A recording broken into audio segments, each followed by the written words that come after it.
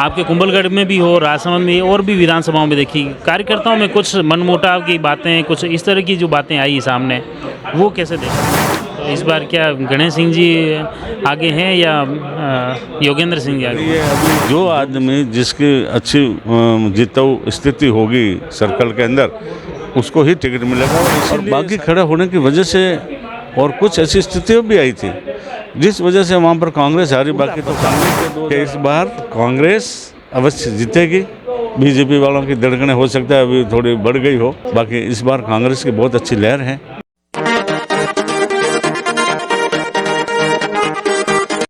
विधानसभा चुनाव को लेकर चुनावी बातें हैं, चुनावी चर्चाएं हैं और चुनावी माहौल चल रहा है। चुनावी माहौल लगातार हम प्रयास करते हैं, पहले जो दावेदार हैं उनसे भी बातचीत की, कार्यकर्ताओं से भी बातचीत की और बार बार बातचीत भी हम करते हैं क्योंकि समय के साथ काफ़ी बदलाव भी दिखता है, काफ़ी चेंजेस दिखता है। तो वही बदलाव हम आप तक पहुंचाने का प्रयास करते हैं। और अभी हमारे साथ में कुंभलगढ़ के पूर्व विधायक गणेश सिंह जी परमार हैं। उनका हमने पहले पूरा इंटरव्यू भी आपने देखा, हर मुद्दे पर लगभग बातचीत भी हुई। लेकिन कुछ अपडेट से जो चुनाव नज़दीक आ रहा है वैसे वैसे कई बातें अपडेट होती हैं, कई मुद्दे अपडेट होते हैं, तो वही बातचीत प्रयास करते हैं। हमारे साथ में गणेश सिंह जी, आज आप सर्किट हाउस में आए हैं, क्या लग रहा है, क्या फीडबैक लेकर आए हैं जन फील्ड से आप यहाँ? आज यहाँ पर जो मधुसूदन जी मिस्त्री साहब जो हमारे वरिष्ठ नेता हैं कांग्रेस के, और हरक सिंह जी राजस्थान के प्रभारी हैं, ये फीडबैक लेने के लिए पधारे हैं। पूरे लोकसभा क्षेत्र के यहाँ पर सभी लोग आए हुए हैं, जो वरिष्ठ नेता हैं, पूर्व अध्यक्ष हैं, वहाँ के ब्लॉक अध्यक्ष हैं और जो वरिष्ठ हैं वो सभी यहाँ पर आए हैं, फीडबैक ले रहे हैं। और मैं तो ये लेके आया हूँ सर्कल में कि अभी कांग्रेस की स्थिति बहुत ही मजबूत है, कांग्रेस के प्रति लोगों का रुझान बहुत बढ़िया है और निश्चित रूप से इस बार आठों सीटें जो हैं वो कांग्रेस जीतेगी और राजस्थान के अंदर गहलोत साहब की सरकार बनेगी। ये मुख्य रूप से अभी जब से ये फीडबैक लेने की सिलसिला शुरू हुआ, महीने 2 महीने में आपके कुंभलगढ़ में भी हो, राजसमंद में और भी विधानसभाओं में देखी, कार्यकर्ताओं में कुछ मनमुटाव की बातें, कुछ इस तरह की जो बातें आई सामने, वो कैसे देखें? नहीं, वो अब मन मुताव की बातें धीरे धीरे वो बैठ करके, इसीलिए तो फीडबैक लेकर के जो हमारे बड़े नेता हैं वो आपस में सामंजस्य की स्थिति बैठाते हैं और अब वो बात नहीं रही है। अब जो भी मन मुटाव थे वो भी आपस में मन मुटाव रहे हैं ने, और अब सब एक साथ होकर के लड़ने की उसमें हैं और एक साथ होकर लड़ेंगे और किसी को भी टिकट मिले। जो लोकसभा प्रभारी प्रभु जी आए थे आपके मीटिंग में कुंभलगढ़ में ली थी, उसमें सूरज सिंह जी ने भी बयान जारी किया, फिर आपने भी अलग अलग दिया, तो वो एक कंट्रोवर्सी नहीं, वो बयान का ये है कि उन्होंने वापस बयान में कहा कि हमारे को स्थिति का ही पता नहीं था कि क्या परफॉर्मेंस होनी चाहिए, कैसे ये मिल रहे हैं, क्या कर रहे हैं। तो उन्होंने जो बयान जारी किया वो उनके अज्ञानता बस जारी कर दिया था, तो ऐसी कोई बात थी नहीं। आपने भी जारी किया? तो मैंने तो कोई जारी नहीं कहा, मैंने तो ये गतिविधि पहले भी, ये गतिविधि जो लोग इस तरह की जो बातें करते हैं, जो बेसमझ से बातें करते हैं, वो फिर वो पार्टी विरोधी गतिविधियों में माने जा सकते हैं। इस तरह से बात हुई थी, ऐसी कोई बात नहीं थी।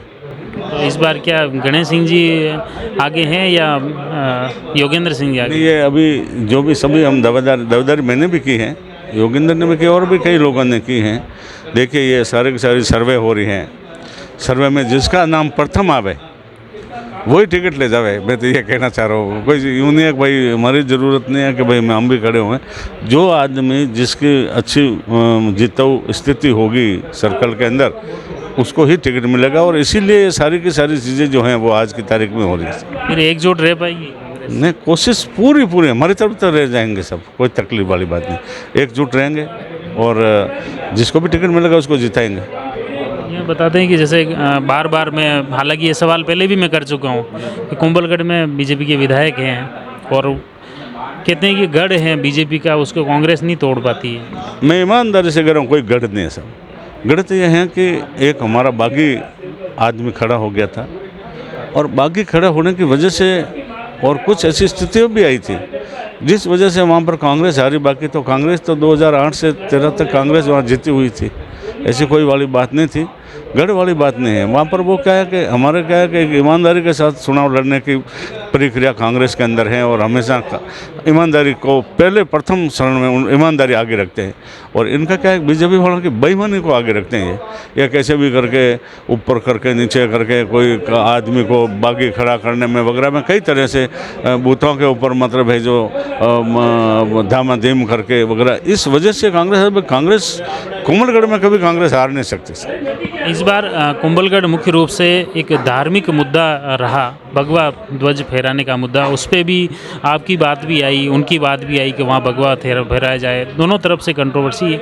ये मुद्दा बार बार फील्ड में भी देखा जा रहा है, कहीं न कहीं कोई न कोई भुनाता रहता है। ये क्या है? नहीं, वो भगवा वाली जो बात थी, देखिए ये इनको तो ये आज से पहले आर्कोलॉजिकल डिपार्टमेंट के अंदर है और ये चीज़ गवर्नमेंट जो है ना, राजस्थान की गवर्नमेंट के हाथ में कोई इसका लेना देना नहीं। भगवा तो फिर वो कह रहे हैं कि हरी झंडियाँ जो लहरा रही है वो क्या कांग्रेस की वजह से हो रही है? नहीं, ये कोई ऐसी कांग्रेस की वजह से नहीं हो रही हैं। ये क्या है कि कोई न कोई ये ढूंढते रहते हैं और ऐसा कोई न कोई अपने आप में ऐसे प्रोग्राम करके फिर कांग्रेस को बदनाम करने की कोशिश करते हैं। बाकी ऐसा कांग्रेस की तरफ से कुछ भी नहीं। जो कुछ है ये करते भी यही हैं और उसको आगे भी यही लाते हैं। जैसे किसी को भगवा को फाड़ दिया, फाड़ते ही है और फिर कहते ही है कि मतलब जो कांग्रेस वालों ने फाड़ दिया। तो इनका एक आज का नहीं है, तो बहुत इनकी परंपरा है, परंपरागत रीति नीति ये इनकी रही है और यही ऐसा ही करके ये शासन में आते हैं। बाकी इनके पास और तो कोई चीज़ है भी नहीं, इनके साथ लोग नहीं। इस बार क्या लग रहा है? अभी जैसे आचार संहिता लगने वाली है, धुआंधार चल रही है, यूँ थोड़ी देर धड़कनें तो तेज़ हो रही है। नहीं, धड़कनें बिल्कुल तेज़ नहीं हो रही है साहब, धीमे धीमे धड़कनें बिल्कुल सही हो रही है और पूरा पता है कि इस बार कांग्रेस अवश्य जीतेगी। बीजेपी वालों की धड़कनें हो सकता है अभी थोड़ी बढ़ गई हो और भी बढ़ जाएगी, मैं आपको और बता रहा हूँ। बाकी इस बार कांग्रेस की बहुत अच्छी लहर है और लोग जिस तरह से जो गहलोत साहब ने काम किया है वो जनता के दिल में है और इतना बड़ा अच्छा काम किया है। चाहे महंगाई राहत कैंपों से ले लो, चाहे दूसरे राजस्व शिविरों से ले लो, कितना लोगों का फ़ायदा हुआ है, अनाप लोगों का फ़ायदा हुआ है और वो लोग दिल से कांग्रेस सरकार को चाहते हैं, दिल से अशोक जी गहलोत को चाहते हैं। और राजसमंद में एक जैसे बड़े लीडर हैं सीपी जोशी साहब, आपके गुरुजी भी, आप गुरुजी भी मानते हो। गुरुजी की क्या भूमिका देखते हैं आप चुनाव में? ये गुरुजी का तो आशीर्वाद सबके ऊपर है। और उनकी चुनाव के बाद क्या भूमिका रहेगी?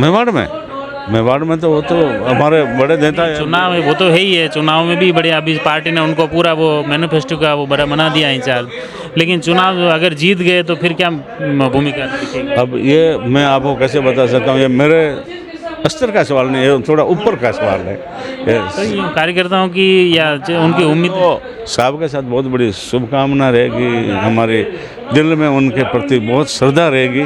बाकी ये मैं नहीं बता सकता कि आगे क्या भूमिका रहेगी, वो तो बात साहब ही बता सकते हैं सर। ये आपके विधानसभा स्तर पे या नीचे स्तर पे तो कार्यकर्ताओं में जैसे जैसे मनमुटाव या उनको ठीक कर लिया, लेकिन प्रदेश स्तर पर ठीक हुआ कि नहीं? प्रदेश स्तर पर भी ठीक है, ऐसी कोई तकलीफ भी नहीं है। 1% में देखिए सब साथ मिल रहे हैं, सब साथ में बहुत अच्छी मीटिंगें हो रही है, सब जहाँ भी जा रहे हैं वहाँ पर कांग्रेस की में किसी तरह का कोई फूट नहीं नज़र आ रही है इस वक्त। तो ये थे कुंभलगढ़ पूर्व विधायक गणेश सिंह जी परमार और आपका ये दावा है कि कुंभलगढ़ के साथ ही पूरे राजस्थान में फिर से कांग्रेस का राज आएगा और फिर गहलोत की सरकार बनेगी। ये तो आने वाला वक्त बताएगा। फिलहाल आपने कुंभलगढ़ के स्थानीय जो मुद्दे हैं उन मुद्दों पर भी बात की। ये समय के साथ क्या बदलते हैं, क्या रुख लेके आते हैं, वो तो आने वाला वक्त बताएगा। फिलहाल आप जुड़े रहिए जयवर्धन न्यूज़ के साथ। धन्यवाद। The Maruti Nandan grand, Nathdwara स्थित एकमात्र ultra luxurious 5 star hotel. Rajsamand जिले की एकमात्र 5 स्टार होटल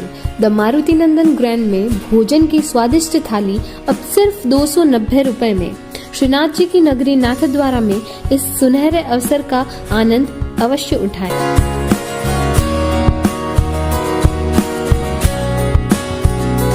मारुति नंदन ग्रैंड, थिंक नाथद्वारा, थिंक नंदन ग्रैंड।